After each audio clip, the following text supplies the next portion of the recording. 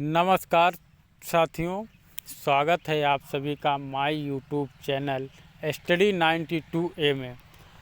तो दोस्तों, अगर आप लोग किसी भी गवर्नमेंट जॉब की तैयारी करते हो तो आप लोगों के लिए ये क्लास अति महत्वपूर्ण होने वाली है। इसमें दोस्तों आज हम बात करने वाले हैं कि अर्थशास्त्र से संबंधित महत्वपूर्ण प्रश्न, जो दोस्तों प्रीवियस ईयर में पूछे गए प्रश्न हैं, वही प्रश्न आज कराएंगे अर्थशास्त्र से। तो जुड़े रहिए हमारे साथ में। तो दोस्तों चलते हैं, देखते हैं प्रश्न की ओर। तो दोस्तों पहला प्रश्न है कि बहुराष्ट्रीय फर्म है, बहुराष्ट्रीय फर्म है तो क्या है दोस्तों? एकल कंपनी विभिन्न देशों में। क्या है? बहुराष्ट्रीय फर्म जो है दोस्तों, एकल कंपनी विभिन्न देशों में। अगला है दोस्तों कि निम्न में से कौन सा वस्तुओं और सेवाओं के निवेश के बारे में सत्य नहीं है? क्या है कि निम्न में से कौन सा वस्तुओं और सेवाओं के निवेश के बारे में सत्य नहीं है? तो क्या सत्य नहीं है दोस्तों? कंपनी के विभागों की संख्या बढ़ जाना, यही सत्य नहीं है दोस्तों। अगला है दोस्तों कि अपने परिवार के घरेलू उपभोग के लिए मक्खन और घी को बनाना किसका हिस्सा है? जो अपने परिवार के घरेलू उपभोग के लिए मक्खन और घी को बनाना किसका हिस्सा है? तो किसका है दोस्तों? स्वयं के लिए खाद्य उत्पादन का हिस्सा है। किसका? स्वयं के लिए खाद्य उत्पादन का हिस्सा है। अगला है दोस्तों, अभिलेखों का वृक्ष की तरह संरचना क्या कहलाती है? तो क्या कहलाती है दोस्तों? पदसोपानिक मॉडल, पदसोपानिक मॉडल कहलाती है। अगला है दोस्तों कि कीन्स के अनुसार उपभोग क्रियाएं जिनके बीच संबंध दर्शाती हैं, किनके बीच संबंध दर्शाती हैं? तो कुल उपभोग और कुल आय के बीच। किनके बीच? कुल उपभोग और कुल आय के बीच। अगला है दोस्तों, अगला है कि अवसंचारण में ब्याज कम होता है क्योंकि? अवसंचारण में जो है ब्याज कम होता है क्योंकि? क्यों कम होता है? काफ़ी समय बाद लाभ प्राप्त होना, काफ़ी समय बाद लाभ प्राप्त होना। अगला है दोस्तों, यदि श्रम की उत्पादकता बढ़ेगी तो क्या होगा? यदि श्रम की उत्पादकता बढ़ेगी तो क्या होगा? तो श्रम मांग वक्र दायी और बढ़ जाएगी। क्या हो जाएगा? श्रम मांग वक्र दायी और बढ़ जाएगा। अगला है दोस्तों कि निम्न में से कौन सी किसी भी उद्योग के लिए सकारात्मक चीज़ नहीं है? क्या सकारात्मक नहीं है दोस्तों? लाभ का गिरना, यही सकारात्मक चीज़ नहीं है। अगला है दोस्तों, भारत में सामाजिक लेखा व्यवस्था को किस में विभाजित किया जाता है? जो लेखा व्यवस्था है उसे किस में विभाजित किया जाता है? तो दोस्तों आय, उत्पादक और व्यय में विभाजित किया जाता है। अगला है दोस्तों, वैश्विक महामंदी के कारण किसके द्वारा न्यू डील नीति की घोषणा की गई? किसके कारण न्यू डील की नीति की घोषणा की गई? तो रूजवेल्ट। किसके कारण? रूजवेल्ट के द्वारा। अगला है दोस्तों कि ब्याज दर और उपयोग स्तर के बीच संबंध को सबसे पहले किसने अंकुलित किया? किसने अंकुलित किया था? मिल्टन फ्रीडमैन ने। किसने? मिल्टन फ्रीडमैन ने। अगला है दोस्तों, प्रसिद्ध अर्थशास्त्री रॉबर्ट माल्थसन ने जनसंख्या पर क्या राय दी? क्या राय दी थी दोस्तों? निराशवादी। क्या कहा था? निराशवादी। अगला है दोस्तों, निम्नलिखित में से किसने सामाजिक न्याय को प्रोत्साहित किया? किसने प्रोत्साहित किया? जॉन रॉल्स ने। किसने? जॉन रॉल्स ने। अगला है दोस्तों, निम्न में से किसने किराए को एक भाग या फिर भूमि के उत्पादन के रूप में माना जिसमें इसके उपभोग के लिए मकान मालिक को भुगतान किया जाता है और यह मिट्टी की अविनाश शक्ति है? तो क्या है दोस्तों? रिकॉर्ड। क्या है? रिकॉर्ड।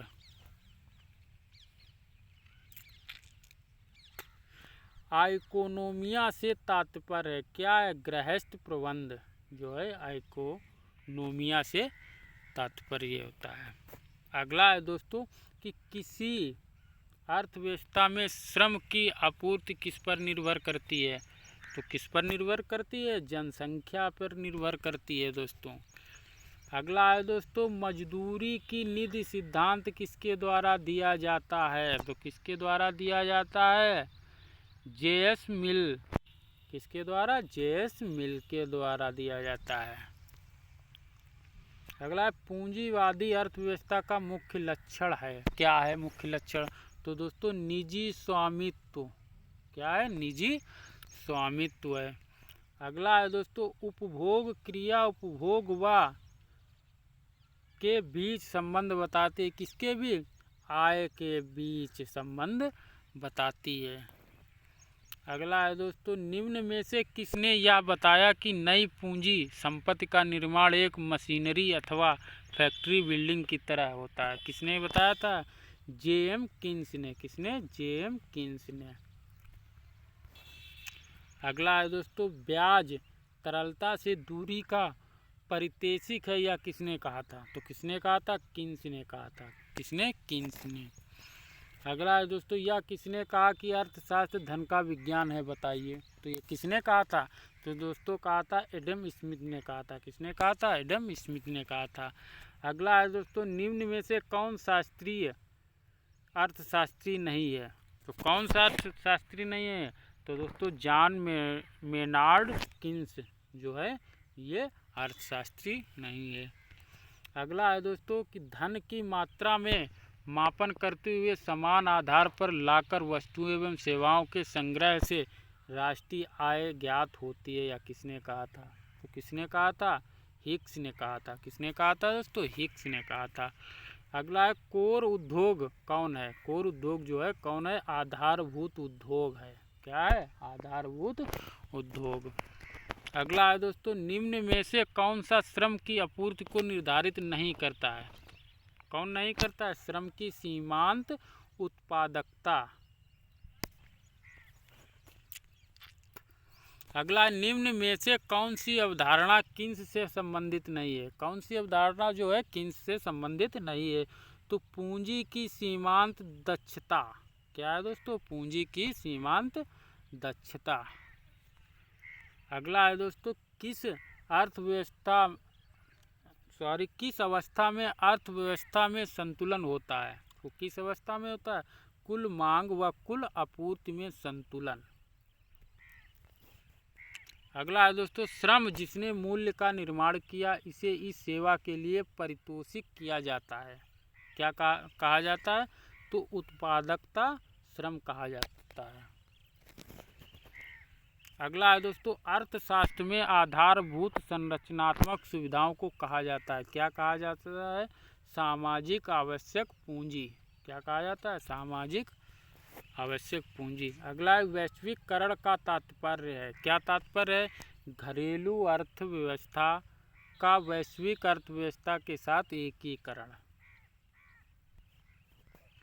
अगला है दोस्तों प्रति व्यक्ति आय में बढ़ोतरी लोगों को आर्थिक कल्याण का सूचक नहीं है। कैसे नहीं है? तो दोस्तों जब मादकों के उत्पादन में वृद्धि होती है तब इसमें बढ़ोतरी होती है।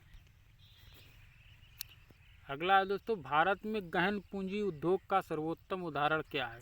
तो क्या इस्पात उद्योग है जो इसका उदाहरण।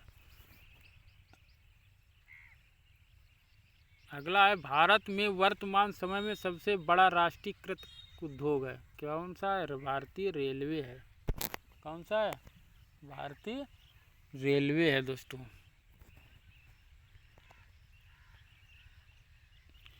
निम्न में कौन सा संगठन असंगठित क्षेत्रों के लिए आंकड़ा संग्रहण करता है? कौन करता है? एनएसएसओ करता है। कौन करता है? एनएसएसओ करता है दोस्तों। अगला आर्थिक समृद्धि मुख्य किस पर निर्भर करती है? तो किस पर? निवेश स्तर पे। किस पर? निवेश स्तर पे। अगला राष्ट्रीय निर्गत की समृद्धि उच्च समृद्धि दर से हो तो अर्थव्यवस्था में क्या होती है, तो दोस्तों होती है निवेश दर में वृद्धि और पूंजी निर्गत अनुपात में कमी होती है। अगला है दोस्तों कि विकासशील देशों में स्वरोजगार व्यक्ति जो कि लघु स्तर पर श्रम गहन उद्योग में संग्रह है तो वह होता है, क्या होता है, प्राथमिक क्षेत्र होता है।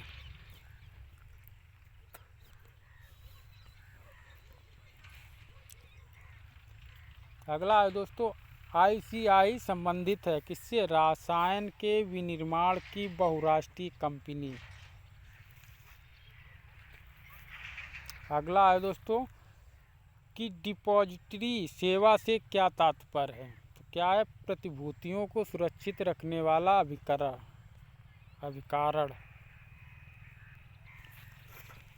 अगला है दोस्तों निष्कृष्ट मुद्रा उच्चतम मुद्रा को अर्थव्यवस्था में प्रचलन से बाहर कर देती, इसे कहा जाता है, क्या कहा जाता है, ग्रेशम का नियम। क्या कहा जाता है, ग्रेशम का नियम। अगला है दोस्तों पूंजीगत बाजार में दीर्घकालीन निधियां उधारी से या उगाई जा सकती हैं, तो क्या से प्रतिभूतियों के निर्गम द्वारा।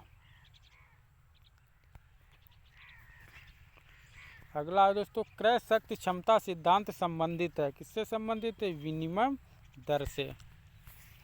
अगला है दोस्तों भारत में 1 रुपये का सिक्का और नोट एवं गौड़ सिक्के किसके द्वारा निर्गमित किए जाते हैं, तो किसके द्वारा निर्गमित किए जाते हैं, केंद्र सरकार के द्वारा। किसके द्वारा, केंद्र सरकार के द्वारा। अगला है क्रेता या विक्रेता अपने व्यवसाय या संपत्ति के मूल्यों से होने वाले परिवर्तन से सुरक्षा के लिए कार्रवाई करता है, उसे कहते हैं, क्या कहते हैं, रक्षा। अगला है दोस्तों भारत में न्यूनतम मजदूरी अधिनियम किस वर्ष प्रथम पारित किया गया था, तो कब, 1948 में। अगला है दोस्तों भारतीय अर्थव्यवस्था के संदर्भ में हिंदू समृद्धि दर सर्वप्रथम किसने प्रतिपादित किया, तो किसने, राजकृष्णन। किसने, राजकृष्णन। अगला है दोस्तों अमीरों की तुलना में गरीबों की बचत है, क्या है, आय का छोटा हिस्सा। अगला है समाजवाद के अनुसार समाज का सबसे बड़ा दुश्मन क्या है, तो क्या है दोस्तों, निजी संपत्ति। अगला है दोस्तों मूल्य सूचांक निम्न में से किसके परिवर्तन को मापता है, तो किसके परिवर्तन को मापता है, मृदा की क्रय शक्ति क्षमता। मृदा की क्रय शक्ति क्षमता। अगला है स्वर्ण मुख्य संबंधित है, मुख्यता संबंधित है किसी अंतर्राष्ट्रीय बाजार से। अगला है दोस्तों कि वस्तु विनिमय प्रणाली से तात्पर्य है, क्या है, वस्तुओं के साथ वस्तुओं का आदान प्रदान। अगला है दोस्तों उत्पादन के बाद बाजार संतुलन किसके द्वारा निर्धारित है, तो किसके द्वारा, मांग और आपूर्ति के बीच विभिन्न क्रियाओं के संचालन से। अगला है दोस्तों सहमति ज्ञापन व्यवस्था कब प्रकाश में आई, कब प्रकाश में आई, 1987 और 88 में। अगला है दोस्तों व्यापार चक्र में कितने चरण होते हैं, तो कितने होते हैं, 4 चरण होते हैं। अगला है विशेष आर्थिक क्षेत्र की अवधारणा सर्वप्रथम कहाँ आई, तो कहाँ आई थी दोस्तों, चीन में आई थी सर्वप्रथम। अगला है किसी देश के समुद्र में कितनी दूरी तक अन्य आर्थिक क्षेत्र का विस्तार है, तो 320 किलोमीटर तक। अगला है दोस्तों भारतीय विदेश व्यापार संस्थान कहाँ पर स्थित है, तो कहाँ है, नई दिल्ली में है दोस्तों। अगला है दोस्तों भारत में लघु स्तरीय उद्योग की परिभाषा किस पर आधारित है, तो किस पर आधारित है दोस्तों, मशीन व उपकरणों में निवेश पर। अगला है दोस्तों औद्योगिक निर्गम नीति से तात्पर्य है, क्या तात्पर्य है, इकाइयों के बंद होने का अनुकरण करना। क्या दोस्तों, इकाइयों के बंद होने। अगला है किसके द्वारा जेबी से प्रतिपादित बाजार नियम को स्वीकार नहीं किया जाता है, तो किसके द्वारा स्वीकार नहीं किया जाता है, मल्थस के कारण। किसके, मल्थस के कारण स्वीकार नहीं किया। अगला है दोस्तों फिलिप्स वक्र किनके बीच संबंध दर्शाता है, फिलिप्स वक्र जो है वक्र किनके बीच संबंध दर्शाता है? तो बेरोजगारी की दर और मुद्रा स्फूर्ति दर के बीच। अगला है दोस्तों, वह वस्तु जो उपभोग या निवेश के लिए होती है उन्हें कहा जाता है, क्या कहा जाता है? अंतिम वस्तुएं कहा जाता है। क्या कहा जाता है? अंतिम वस्तुएं। जब पाउंड का मूल्य गिरता है हम आशा कर सकते हैं, क्या कर सकते हैं? मांग बढ़ने की। क्या? मांग बढ़ने की।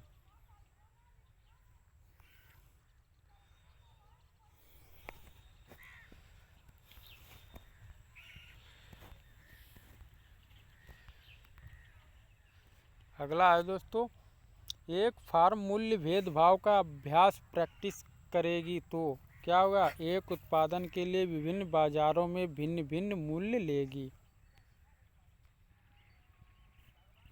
अगला है कि कोई फर्म संतुलन की अवस्था में कब आ जाती है? कब आ जाती है?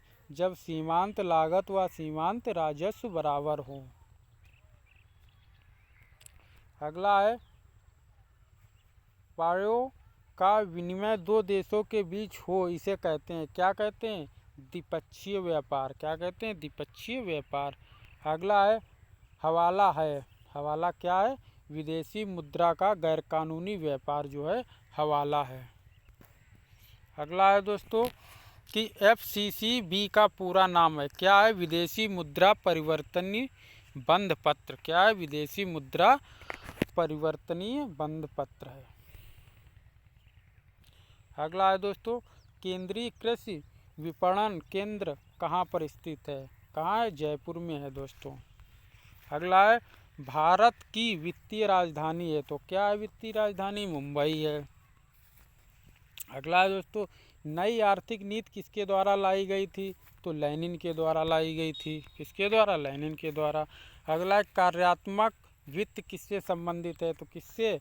FP लर्नर से संबंधित है। किससे? अगला है, लोक वित्त में अधिकतम सामाजिक अग्रिम का सिद्धांत किसके द्वारा दिया जाता है? तो किसके द्वारा? डाल्टन के द्वारा दिया जाता है। किसके द्वारा? डाल्टन के द्वारा दिया जाता है। अगला है दोस्तों कि बाजारी क्षेत्र में USP क्या है? तो बाजारी क्षेत्र में USP जो है अन्याय बाजारी गुण है। क्या? अन्याय बाजारी गुण। अगला है दोस्तों, उभरते हुए उद्योग क्या हैं? उभरते हुए उद्योग जो हैं क्या है? तो दोस्तों कंप्यूटर उद्योग जो है उभरते हुए उद्योग हैं।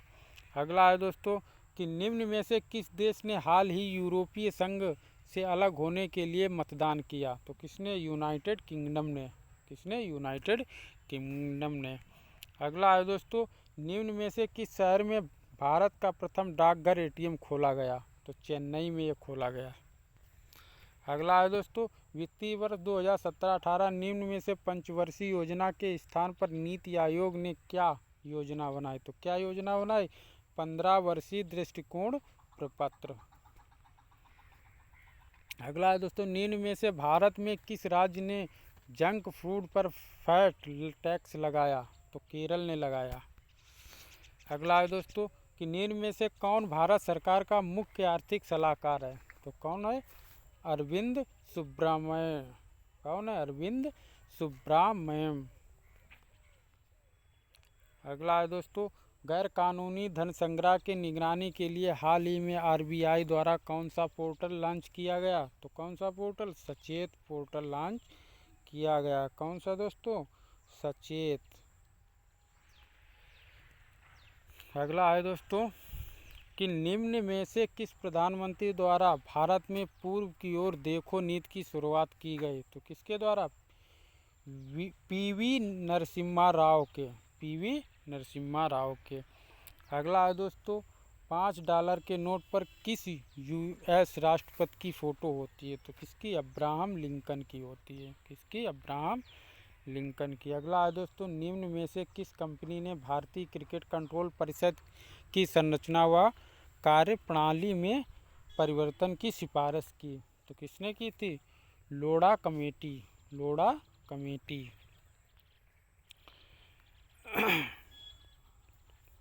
तो ATM का तात्पर्य है, तो दोस्तों ATM का क्या तात्पर्य है? Automated teller machine. क्या है दोस्तों? Automated teller machine. अगला है दोस्तों, नीति आयोग का अध्यक्ष होता है, कौन होता है नीति आयोग का अध्यक्ष? प्रधानमंत्री होता है। अगला है दोस्तों, एक सरकारी बचत ब्रांड है जिसका उपयोग छोटी बचतों तथा आयकर बचत के लिए किया जाता है, तो किसके? राष्ट्रीय बचत प्रमाण पत्र एक सरकारी बचत ब्रांड है। अगला है दोस्तों कि प्रसिद्ध व्यवसायी दीपक पारेख किस क्षेत्र से संबंधित रखते हैं, तो किससे? बैंकिंग से। किससे? बैंकिंग से।